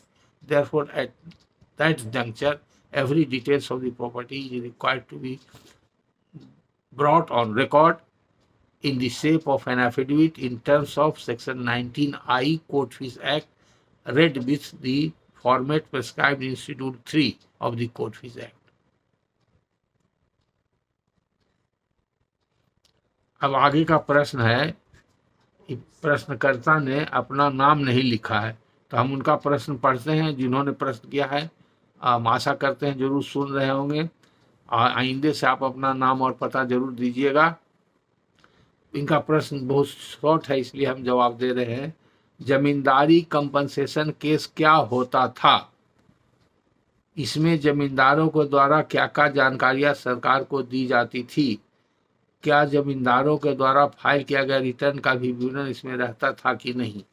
तो प्रश्न करने वाले जो भी हों श्रोता, प्रश्न आपका बहुत इम्पोर्टेंट है और प्रश्न में ही आपका आंसर भी छिपा होगा। हाँ, आप वर्ड जो यूज किए हैं जमींदारी कंपनसेशन, इसका मतलब है कंपनसेशन माने क्षतिपूर्ति। किसी व्यक्ति को किसी प्रकार की क्षति हुई तो उसका जो पूर्ति किया जाता है उसी को कंपनसेशन बोलते हैं। कंपनसेट वर्ड से कंपनसेशन बना है। क्षतिपूर्ति करना हुआ, कंपनसेट करना हुआ, वह और कंपनसेशन हुआ उसका नाउन हो गया, तो क्षतिपूर्ति हो गया। तो जमींदार लोगों की जमींदारी जब ली गई तो जमींदार तो खत्म हो गया, उसके आमदनी का जरिया खत्म हो गया, उसके पास तो और कुछ आमदनी का जरिया नहीं था। तो एक समय वो राजा के तरह था तो रोड पर आ गया, भिखारी बन जाएगा। तो इसलिए कानून जिसके द्वारा जमींदारी उन्मूलन हुआ, बिहार लैंड रिफॉर्म्स एक्ट और रूल्स, उसमें ये प्रावधान बनाया गया कि उन लोगों को मुआवजा दिया जाएगा। अब मुआवजा देने के लिए सर्टेन क्राइटेरिया निर्धारित किया गया कि कितना जमींदार को जमींदारी से आमदनी होती थी, जिसको जितना आमदनी होता था और उसका कितना एसेट था, उस सब को आधार बना करके और उसका क्षतिपूर्ति का निर्धारण करने के लिए ये प्रावधान बनाया गया। तो उसके लिए सरकार के पास तो कोई डॉक्यूमेंट था नहीं, सैकड़ों हजारों जमींदार थे छोटे बड़े, तो उनके पास उनके जमींदारी से संबंधित सारे कागजात उनके पास थे। तो सरकार को कैसे पता चलता कि उनके पास क्या क्या था, उनके जिम्मे कितना रैयत था, रैयत से कितना लगान लेते थे, कितना गैर मजरूआ आम जमीन था, कितना बकास जमीन था, कितना गैर मजरूआ मालिक जमीन था, कितना खास जमीन था, कितना उनका पर्सनल प्रॉपर्टी था, किस तरह का बिजनेस था, गोला था, फैक्ट्री था, माइंस था, माइका था, क्या था, घर था, मकान था, कचहरी थी, दुकान था, इंडस्ट्री था, इस सब चीज़ का कैसे पता चलता। तो वो प्रावधान बनाया गया रूल्स में कि वो रिटर्न दाखिल करेंगे, जिसको बोलते हैं वेस्टिंग रिटर्न, जमींदारी उन्मूलन का रिटर्न। वो रिटर्न में जमींदार सारा कॉलम फॉर्मेट उसका बना हुआ था, उस फॉर्मेट में भर के अपने पूरे प्रॉपर्टी का, एसेट्स का, जमींदारी से आमदनी का, रैयत का, सबका विवरण देता था। वो रिटर्न जमाबंदी वो बिहार लैंड रिफॉर्म्स एक्ट और रूल्स के तहत होता था, और वो फाइल होता था हर जमींदार का नाम से कंपनसेशन केस रजिस्टर होता था, और उसी कंपनसेशन केस में रिटर्न जमाबंदी दाखिल होता था, और रिटर्न जमाबंदी के आधार पर ही कंपनसेशन का निर्धारित करने का जो पैमाना बनाया गया था, मापदंड था, उसके आधार पर कंपनसेशन उसको मिलता था। तो कंपनसेशन तो उतना पैसा एक बार सरकार के पास था नहीं कि सभी जमींदार को दे दे, तो उसका तरीका निकाला गया। कंपनसेशन का कुछ अंश महीना में, 2 महीना में, 6 महीना में वो मनी ऑर्डर से भेजा जाता था जमींदार लोग को, और कुछ लोगों को जमींदारी का बॉन्ड दिया जाता था, और बॉन्ड में सर्टेन 10 साल, 20 साल, 15 साल का पीरियड रहता था कि बॉन्ड के आधार पर आप रकम भराइएगा। अगर कंपनसेशन मान लिया किसी को 1 लाख रुपया देना है तो 1 लाख का बॉन्ड दे दिया, और उसमें लिखा रहता था कितना दिन में ही भंजेगा बॉन्ड, और 1 लाख का भंजता था तो उस दिन पीरियड का कुछ इंटरेस्ट मिल करके उसमें उसको मुआवजा भी मिल जाता था, डिले हुआ उसका कुछ इंटरेस्ट भी उसमें मिलता था। तो ये तरीका था।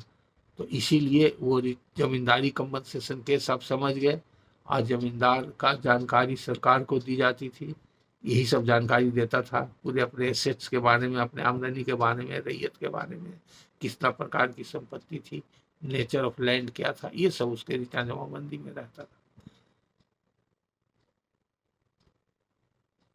और आगे आप लिखते हैं रिटर्न का भी विवरण इसमें रहता था। रिटर्न का विवरण नहीं रहेगा तो कंपनसेशन कैसे रहेगा। तो आज भी अगर किसी को रिटर्न जमाबंदी देखना है किसी जमींदार का, तो कंपनसेशन केस के रिकॉर्ड में ही वो रहता है।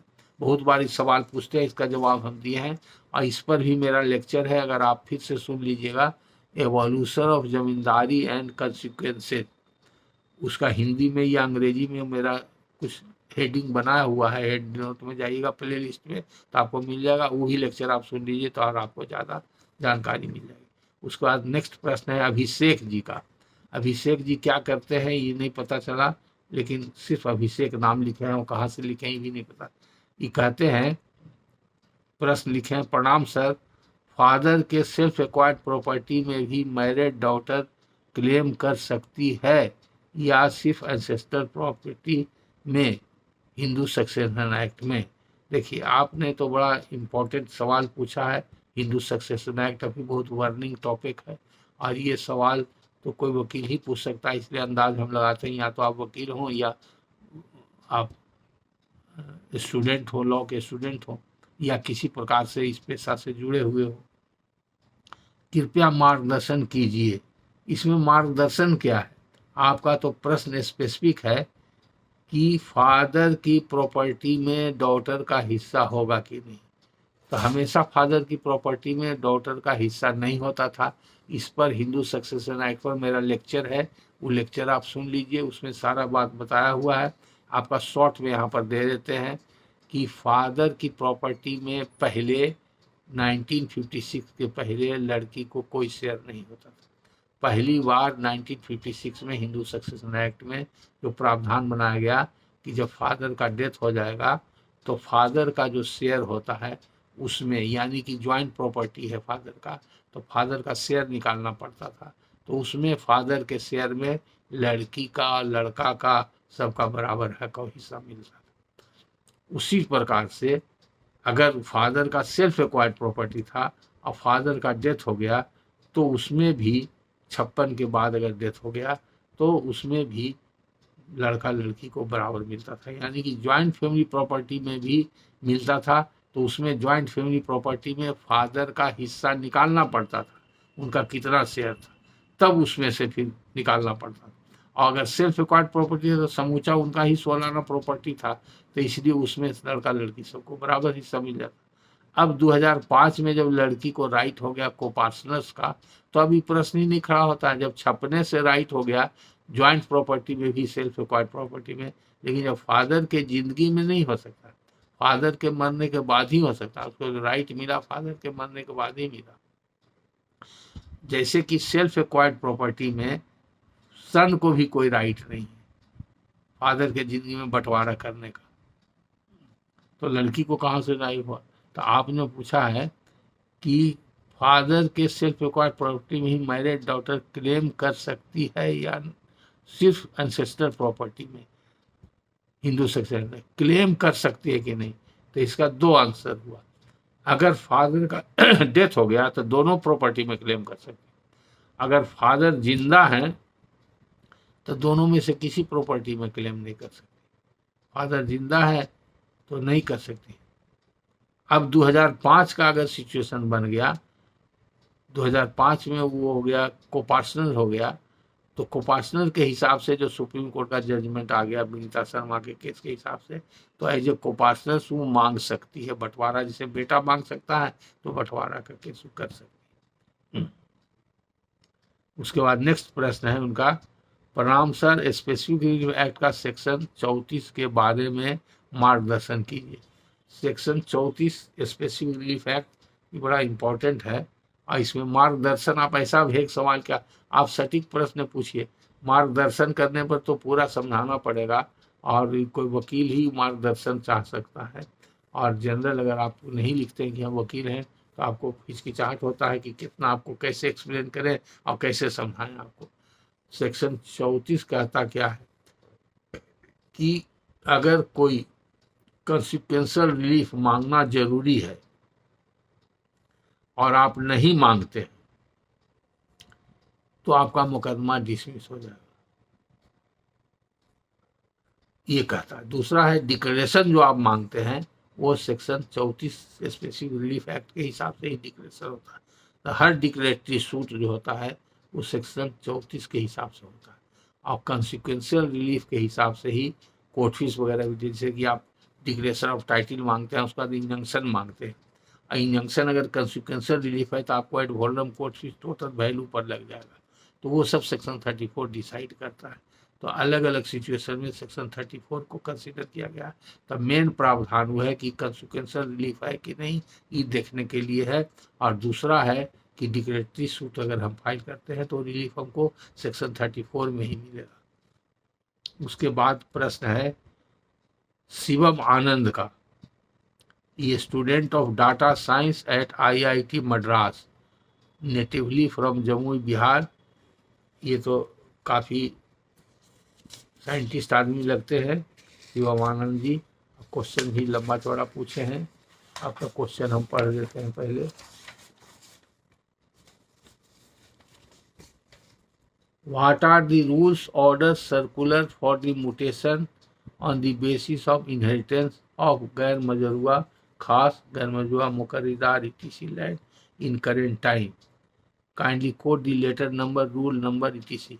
देखिए आनंद जी, आप विज्ञान के आदमी हैं, विधि का ज्ञान आपका नहीं है और इसके बारे में जानकारी नहीं है। आपको अगर इस म्यूटेशन से संबंधित जानकारी लेना है तो म्यूटेशन पर मेरा 3-4 लेक्चर है, आप प्ले लिस्ट में जाइए, तीनों चारों लेक्चर को सुनिए, म्यूटेशन कब, क्यों और कैसे।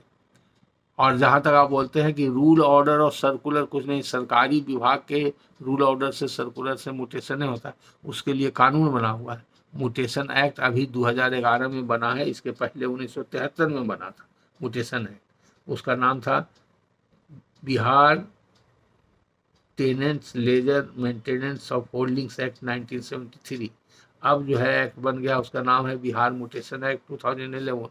तो इसी में प्रावधान दिया हुआ है। और जब 73 का कानून बना था, उसके पहले एक्सिक्यूटिव इंस्ट्रक्शंस था, वो इंस्ट्रक्शन था, उसका लेटर नंबर वगैरह था सरकार का, और सर्कुलर था, उसके आधार पर होता था। तो करीब करीब कमोबेश प्रावधान सब में एक ही है कि अगर कोई व्यक्ति मर गया जिसका नाम पहले से दर्ज है रजिस्टर 2 में या जमाबंदी में, तो उसका वारिस को जो इनहेरिट किया वो म्यूटेशन का अधिकार है। अगर कोई व्यक्ति ने बेच दिया या गिफ्ट कर दिया, यानी कि ट्रांसफ़र हो गया प्रॉपर्टी का, तो ट्रांसफ़र के आधार पर और इनहेरिटेंस के आधार पर उसको म्यूटेशन का अधिकार है। तो इसके लिए कोई रूल नहीं है, उस सेक्शन में ही लिखा हुआ है। वो एक्ट पढ़िए, अगर आपको जानकारी प्राप्त करना है तो आप पढ़े लिखे आदमी हैं, म्यूटेशन एक्ट 2011 देख लीजिए, उसमें सब लिखा हुआ है कब। अब ऐसा नहीं है कि गैर मजरूआ के लिए अलग होगा और मुकर्रीदार अगर लिखा हुआ है अलग है। ये सब तो सिचुएशन अब खड़ा हुआ है कि गैर मजरूआ रहता है तो म्यूटेशन ही नहीं करता है, लोग रिजेक्ट कर देता है, कर्मचारी रिपोर्ट खिलाफ दे देता है और सीओ रिजेक्ट कर देता है और वही पैसा लेके कर देता है। ये सब तो भ्रांति है। तो इसके लिए हम सब एक्सप्लेन किए कि गैर मजरूआ है तो क्या होगा, नहीं होगा, बकास्त है तो क्या होगा, उससे मतलब नहीं है, जमीन का नेचर से मतलब नहीं है। म्यूटेशन के लिए नेचर ऑफ लैंड से कोई मतलब नहीं, आपका टाइटिल कैसे है, आपका पोजीशन कैसे है, आप किस आधार पर क्लेम करते हैं, ये प्राइमा फेसी शो करना है। अगर पहले से किसी का, मान लीजिए गैर मजरूआ जमीन है, पहले से रसीद कट रहा है, तो जिस आदमी का रसीद कट रहा है उसका तो कोई आधार होगा। गैर मजरूआ जमीन था तो मालिक से बंदोबस्ती लिया, सरकार से बंदोबस्ती लिया, नीलामी से आया, कैसे आया, कोई भी कारण होगा, तो उसको टाइटल और पोजीशन था और उसके आधार पर उसका नाम रजिस्टर 2 में था। अगर ऐसा था तभी उसका नाम फिर चढ़ेगा, दूसरा व्यक्ति जो देगा। तो इसलिए ये भूल जाइए कि गैर मजरूआ क्या है। गैर मजरूआ का अलग मुकर्रीदार और सर्कुलर है, वो बिहार सरकार का एक संकल्प है जिसके बारे में हम म्यूटेशन वाले लेक्चर में बोल चुके हैं। वो है, उनको अपने पदाधिकारी, रेवेन्यू पदाधिकारी को दिशा निर्देश दिया है कि अगर गैर मजरूआ ज़मीन है और उस पर दखल कब्जा 30 वर्षों से है और उसका रसीद कट रहा था पहले से, तो वो रैयती माना जाएगा। जमींदार ने बंदोबस्त कर दिया है, कब्जा है, तो उसको रैयती माना जाएगा, रैयती माना जाएगा तो हो जाएगा। लेकिन कंडीशन ही है कि जिस आदमी के नाम पर अपना नाम चढ़ाना चाहते हैं उसके नाम से रसीद कटना चाहिए, तभी म्यूटेशन होगा। अगर रसीद नहीं कट रहा है तो आपका म्यूटेशन नहीं होगा। बहुत बार लगान नहीं लगता है तो लोग म्यूटेशन का दे देते हैं, यही गलती है। जिसमें लगान नहीं लगता है पहले लगान निर्धारण के लिए केस करवाई होगा। दूसरा आप लिखते हैं, आपका प्रश्न जो है नहीं जानकारी की वजह से पहला प्रश्न है, इसमें न सर्कुलर का जरूरत है, न रूल्स का जरूरत है, न ऑर्डर्स का। आपको आज के तारीख में उसका कोई जरूरत नहीं है, वो बहुत पहले 73 के पहले का, उस समय 62 का है, वो याद रखने की चीज़ नहीं है। वो किताब आप खरीदिएगा, पुराना म्यूटेशन एक्ट, तो उसी में सब लिखा हुआ है। और नहीं तो फिर रेवेन्यू डिपार्टमेंट जाइएगा, सेक्रेटरीट में जाइएगा, वहाँ खोजिएगा, वहाँ के लाइब्रेरी में खोजिएगा तो मिलेगा, वो बाज़ार में नहीं बिकता है। उसके बाद आप लिखते हैं, is it possible to get mutated on the basis of inheritance. Yes, inheritance के बाद तो बताया इनहेरिटेंस या ट्रांसफ़र का। फिर आप लिखते हैं गैर मजरूआ खास गैर, फिर आप कंफ्यूज हैं, गैर मजरूआ खास गैर मजरूआ मार्क्स से क्या मतलब है। कोई भी ज़मीन खतियान में लिखा रहे, अगर जिस आदमी के नाम से रसीद कट रहा है वो आदमी मर गया तो उसका बाल बच्चा का नाम चढ़ेगा, अगर वो आदमी बेच दिया तो चढ़ेगा, उससे कोई मतलब नहीं। Nature of land which has been earned through the rent fixation of section, ये तो और बढ़िया है। रेंट फिक्सेशन हो गया 5, 6, 7 में हो गया तो उसका जरूर कटेगा। We have the rent roll, तो और बढ़िया। रेंट रोल पर इस सब पर तो आपको बता ही चुके हैं, तो आप अगर ध्यान दिए होंगे तो फिर प्रश्न ही नहीं उठता। ये सब आप कन्फ्यूजिंग प्रश्न कर रहे हैं, आप अपने आप को कन्फ्यूज कर रहे हैं और इसका जो जवाब देंगे सुनने वाले भी कन्फ्यूज हैं। अगर कोई ज़मीन का पहले से रसीद नहीं कट रहा है और उसका रेंट रोल बन गया है, यानी कि लगान निर्धारण हो गया है, फॉर्म एम में रेंट रोल बन गया है, तो उसको सरकार लगान ले रही है, रैयत मान लिया, तो व्यक्ति जिसका रेंट रोल बन गया वो रैयत है, सरकार उसको रैयत के रूप में पहचानती है। वो आदमी मर जाएगा तो उसके बाद इसका म्यूटेशन हो जाएगा। वो आदमी अगर बेच देगा या गिफ्ट कर देगा या किसी को ट्रांसफ़र कर देगा तो उसका म्यूटेशन हो जाएगा। इसलिए अब पुराने बात को दोहराने की आवश्यकता नहीं। वो रैयत था और रैयती ज़मीन का म्यूटेशन होता है। इसीलिए मान लीजिए वो रैयती ज़मीन वंस अपॉन ए टाइम वो गैर मजरूआ था, खास था, मालिक था, बकास था, लेकिन जिस दिन उसका रसीद कटा उस दिन वो रैयती हुआ कि नहीं, ये उसका लिटमस टेस्ट है। जिस दिन लगान निर्धारण हो गया इसका माने वो रैयती मान लिया गया, कानून के हिसाब से वो रैयती हो गया। अगर जमींदारी उन्मूलन के पहले वो जमींदार का जमीन था, मुकर्रीदार था या कर्मजुआ था या खास था या मुकर्रीदार था या बकास था, लेकिन जमींदार ने बंदोबस्त कर दिया और बंदोबस्त करने के बाद जिस दिन जमींदारी उन्मूलन हुआ उस और मालगुजारी जमींदार लेता था उससे, और जमींदारी उन्मूलन के समय रैयत का कब्जा था तो रैयती हो गया, वो खत्म हो गया। पहले का एंट्री 100 साल 50 साल पहले का उसको भूल जाइए, वो खत्म हो गया। नेचर ऑफ लैंड जो था वो खत्म हो गया, वो रैयती बदल गया ऑटोमेटिकली, कानून में ही वो रैयती हो गया। अब सवाल है कि सरकार उसको रैयती मानी कि नहीं, तो जब सरकार रेंट रोल बना देगी, लगान निर्धारण कर देगी, फॉर्म एम बन जाएगा, तब सरकार उससे लगान लेगी, तो सरकार भी रैयत मान ली। तो अगर वो चाहे खास रहे, आम रहे, मुकर्रीदार रहे, बकास रहे, लेकिन आज के तारीख में वो पुरानी डफली पुराना राग अलापने से कुछ नहीं होगा।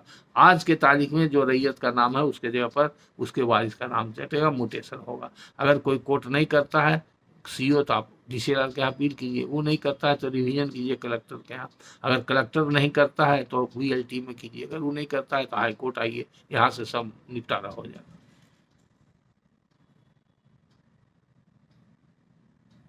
फिर आप लिखते हैं उसी बात को, is it possible to get mutated on the basis of inheritance a गैर मजरूआ खास गैर मजरूआ मुकर्रीदार land which has been earn through the registered sale deed. उससे कोई फर्क नहीं पड़ता है आपको, चूंकि आप टेक्निकल आदमी हैं, अलग अलग ढंग एंगल से एक ही बात को दोहराया है।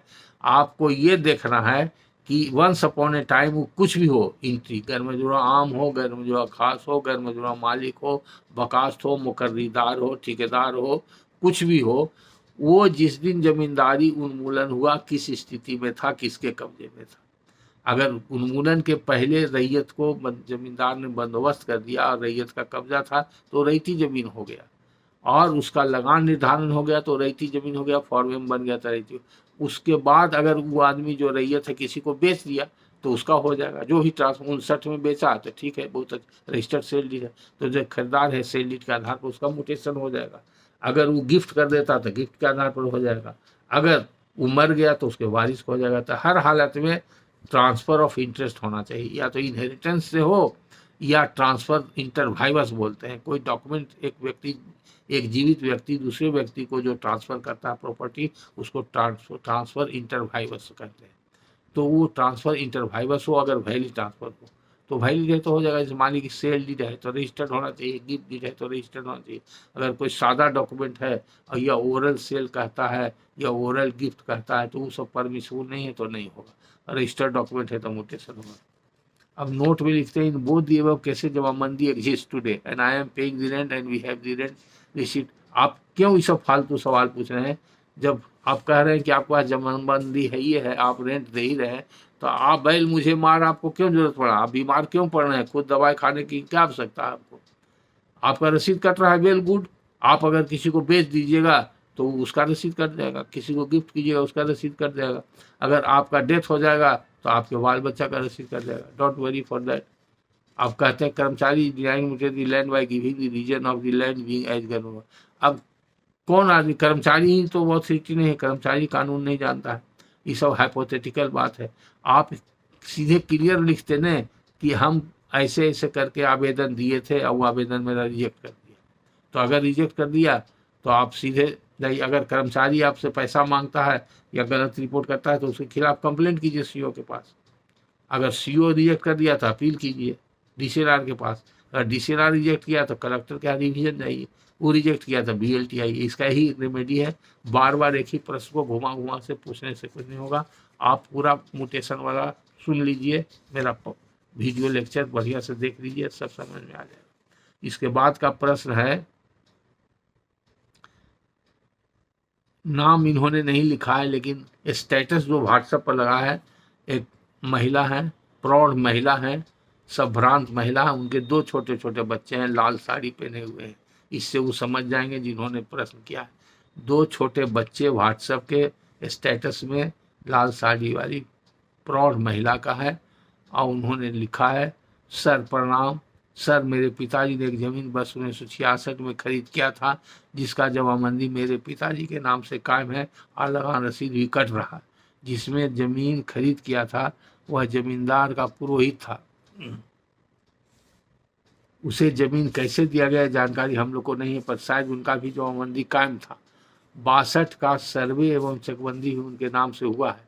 अभी अंचल अधिकारी मेरे पिताजी के नाम से मेरे नाम पर जमाबंदी या ककर अलग नहीं कर रहा है कि जमीन बकास्त है।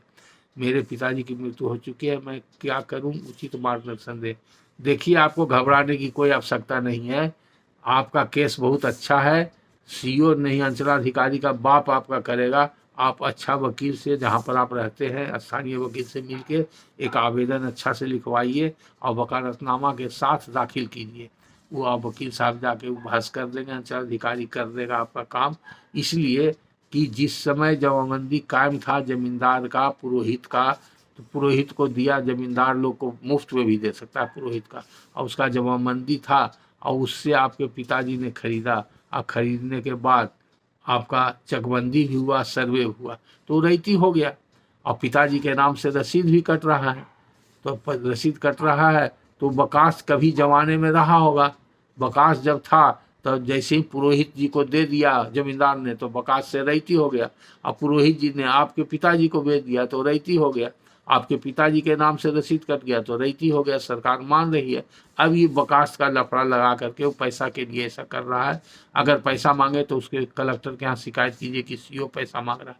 आप लोग कोई व्यक्ति जो है जो घूस मांगता है उसके खिलाफ आवाज़ नहीं उठाते, चाहे तो पुलिस में केस कीजिए या कोर्ट में केस कीजिए घूस मांगने का, और नहीं तो उसके उच्च पदाधिकारी के यहाँ शिकायत कीजिए कि हमसे घूस मांगता है, मेरा काम नहीं करता है। अगर वो भी नहीं कर सकते हैं तो लोक शिकायत निवारण पदाधिकारी वहाँ होते हैं, बड़ा अफसर एसडीओ या कलेक्टर के कोर्ट में बैठते हैं। लोक शिकायत पदाधिकारी के यहाँ आप दाखिल कीजिए, शिकायत कर दीजिए कि मेरा नहीं कर रहा है, तो देखिए उसके बाद हो जाएगा। लेकिन आपका कानूनन सही है, आपका म्यूटेशन हो जाएगा, घबराने की कोई बात नहीं।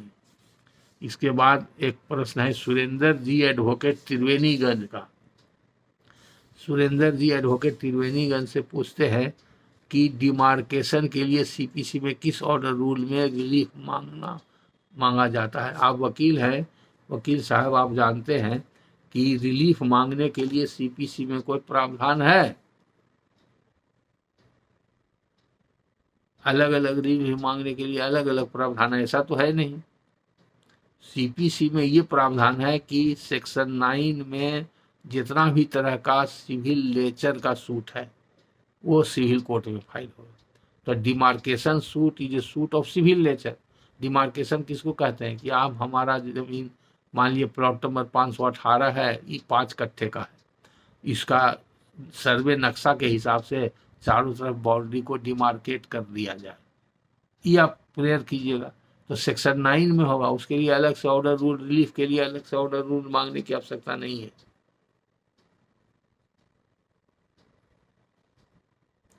मॉर्गेज सूट में पहले ऑर्डर 34 का प्रावधान को देखना जरूरी है, कैसे कैसे है और उसमें है डिग्री कैसे बनेगा, उसके लिए बना हुआ है। रिलीफ मांगने के लिए कोई ऑर्डर और रूल नहीं बना हुआ है सीपीसी में। सीधा सीधी आप सेक्शन 9 में फाइल कीजिए सूट, डिमार्केशन सूट।